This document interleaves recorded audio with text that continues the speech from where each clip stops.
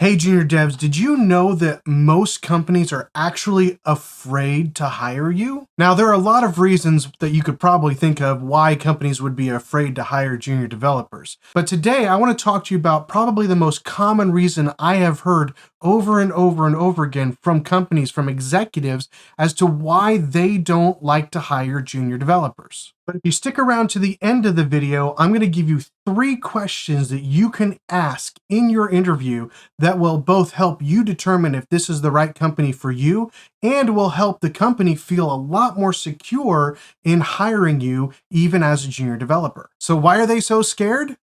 Let's dive in. Hey, junior developers, Dev Mentor Dave here, helping you bridge the gap from learning to code to launching a successful career. And part of launching that successful career is finding the right company that's willing to give you that first shot as a junior developer. Now, obviously, there are lots of companies out there that simply don't hire junior developers, and that's fine. They just know that they're not the type of company that's going to benefit from a junior developer. On the other hand, there are companies out there looking for junior developers, and you've probably filled out 1 or 100 applications to one of those companies. But even in that group, there are a lot of companies that are really nervous about hiring junior developers. Sure, there are some benefits. Junior developers are cheaper. They can be taught how you want to do things. There's lots of good reasons to hire junior developers, but there's one big reason why companies are nervous about hiring junior developers. And that reason really comes down to loyalty. See, from the company perspective, here's what happens.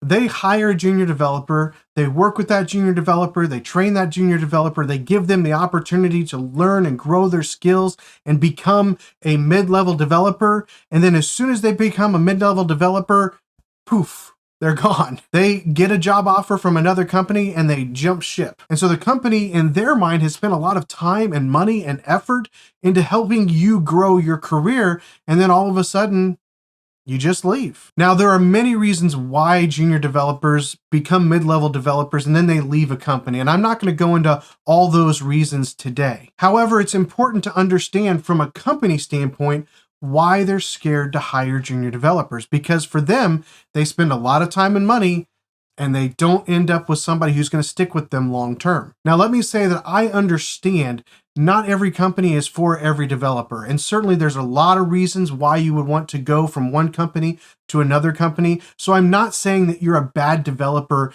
if you choose to do that after just a couple or 3 years at a company as a junior developer. I'm certainly not going to tell you that you have to be loyal to the first company that hires you either. However, I think most developers would tell you that we would rather stick with the same company for years and years and years just for job security. So today I want to give you 3 questions that you can ask in your interview that will help you evaluate if this is the type of company that you can stick with for a long time, and will help the company know that you're the type of person that wants to stick with that company and is already thinking in that mindset. Years ago at one of the companies that I used to work for, the CEO would send out an email about once a quarter, and he would talk about all the cool things that were happening in the company, and he would talk about some of the ways that we were trying to make the company bigger, make the company better, just goals that we had for the company. And a couple of times I actually emailed the CEO back and asked what I could actually do. What could I do in my role to help make the company actually reach those goals? If I remember correctly, I think only one of those times I actually got a response, and it really didn't give me much of an answer. It was just more, hey, I'm glad that you want to help us grow. Keep working hard. And that really wasn't helpful to what I was trying to do. See, I wanted to make sure that the CEO knew that I was on board. I want to make sure this company succeeds, because if the company succeeds, I know that I can succeed along with the company. I wanted him to know that I wanted to make an impact on that company for good. So the first question you can ask is, what are you hoping my impact will be in this company? The first thing this question does is help them quantify exactly what their expectations of you are. Believe it or not, a lot of companies are just trying to fill roles, and they don't really often think through, what exactly do we want this person to do? What impact should this person have on the company? But when you ask this question, it makes them start thinking about, well, what value will this person bring to our company? What value, what impact are we hoping this person will make in this role? And honestly, if they don't give you a very good question, then that means they haven't thought through this, and maybe that's not the type of company you want to work for. Not only does it help them quantify their expectations, it helps them see that you want to make a difference, that you're not just interested in filling a role and just sitting there and writing code.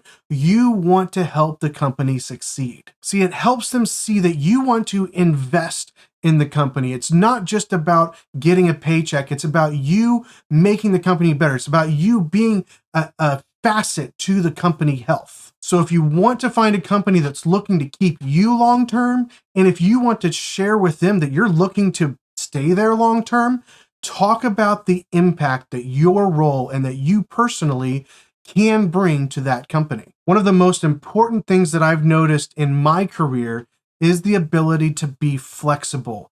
Almost every company I've worked for, I've had to change roles one or more times, from being a developer or being a lead developer or going to a completely different group and working on something that's completely different, maybe even something that I've never done before. I've constantly been in this world of change, and that's something that you have to be ready and actually kind of eager to do. And honestly, the more versatile you are, the more a company is going to plug you in the places where it needs you, and the greater the asset you become to that company. So the second question that you should ask in your interview is, what other professional areas can I grow in to be a better asset for the company? When you ask that question, it automatically puts that concept of versatility in their mind. They automatically begin to associate you with someone who is versatile. Even if you're not versatile yet, you're willing to learn, you're willing to grow, you're willing to find other ways to help the company.